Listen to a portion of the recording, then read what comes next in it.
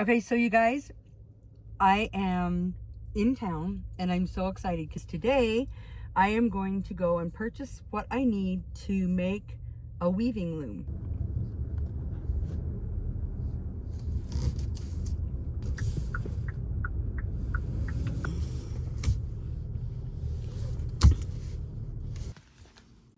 Okay, all finished up, got my stuff, and I'm heading into the store right now. So for those of you that have followed my channel, you are aware that my daughter and I purchased a property and home together a couple of years ago. I decided at that time that I wanted to live out my dream to get some sheep and learn to process their wool and spin it and weave it and knit and crochet and all those things. So here I am at Lowe's looking for the products that I'm going to need. I was searching through all of the different boards and wood that I felt might work. One thing I have learned in life, but that really became apparent during this specific adventure that I'm on, is if you do not have the right tool for the job, you will not get a very good outcome. I'm looking for dowels here. The purpose of the loom that I'm making, it's called a Peg Loom. What I want is to be able to have one loom that has different sizes of pegs so that I can make a multiple variety of different things with my weaving, such as rugs of all different sizes, scarves, blankets, whatever I decide to weave. So I needed that 6 or 8 inch deep board by about 4 feet long. And of course I need dowels to make the pegs, the wooden pegs to weave on. I also got a number of other items. I threw them in my truck and I started heading for home. While I was heading for home, I got a little nostalgic when a song came on that my husband used to sing to me before he died. And it brought tears to my eyes, and a lot of my past came flooding back a little bit. And I started realizing how very blessed I am to even be alive today. I've had some people message me and just be curious about things from my past, and I decided that maybe I'll start sharing a little bit if it's something you would be interested in. As soon as I hit 2,000 subscribers, let me know in the comments below if you'd be interested in hearing some of my stories, where I came from, what I've done, and how I've gotten where I am today. Through the grace of God and the love of a lot of good people, I'm still alive and here to experience life. So here are some of the items that I purchased. You could see the clamps that I got there, the project pack of the sandpaper. These are paint sticks, and I'll show you what I'm going to do with those, but that won't be in this video. Here are a little hand saw so I can cut my pegs to 6-inch lengths. There's some wood glue. And there's the original board that I started out using. Now here comes the part where if you don't have the right tool for the job, you're going to have a problem. I started marking off all of my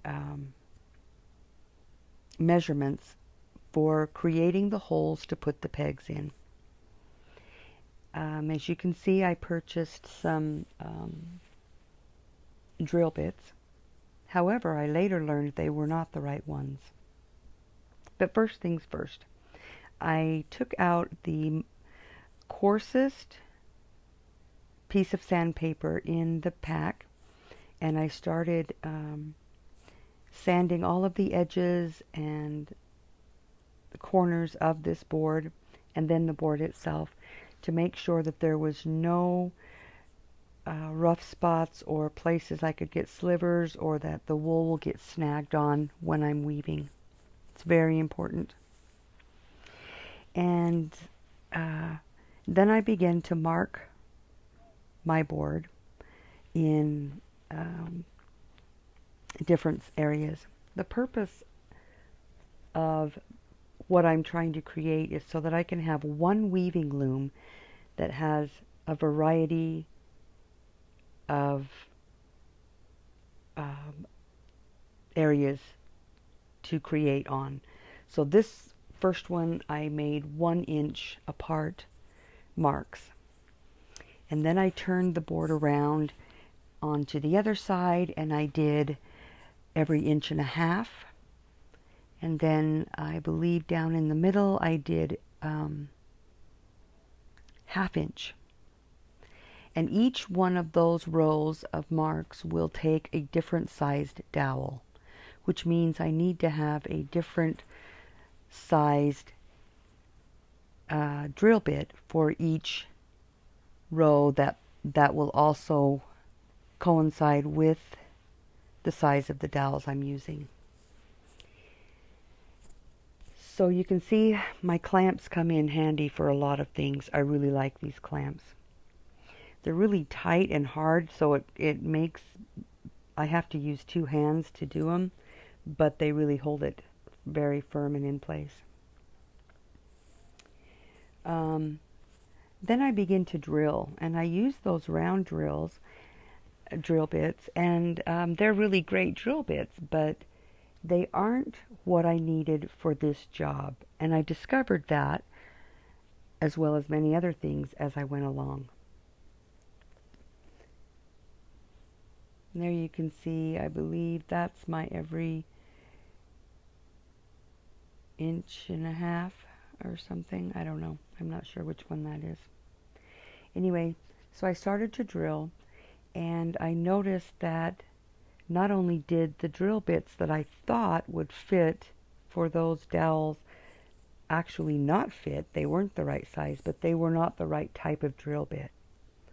So then I began to look into what kind of drill bit I needed to make the right kind of hole. And I was led to what's called a spade drill bit. And that was more along the lines of what I needed. Here you can see I'm using my hand saw, and I'm measuring my dowels out in 6-inch lengths, and I cut them up. Those dowels will sit inside the holes that I make, and I will weave the wool around those. After I cut them, I also have to put a hole down in each little dowel to thread my string through that will create the base for me to weave onto.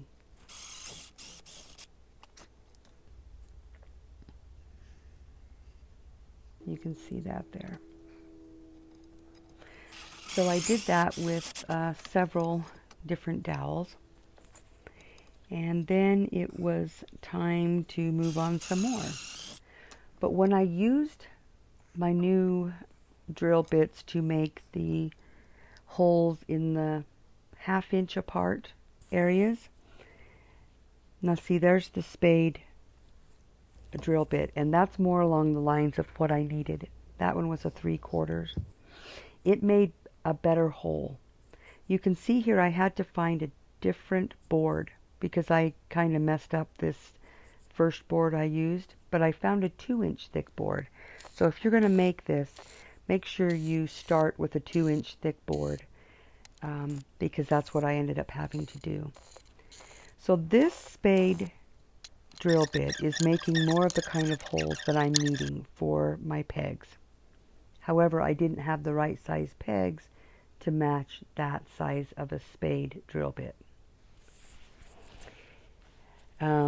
Once I made those holes in that 2-inch thick board, I then sanded them, each one, to make sure that it was completely smooth and I can run my finger over it. No snags, no slivers, no problems.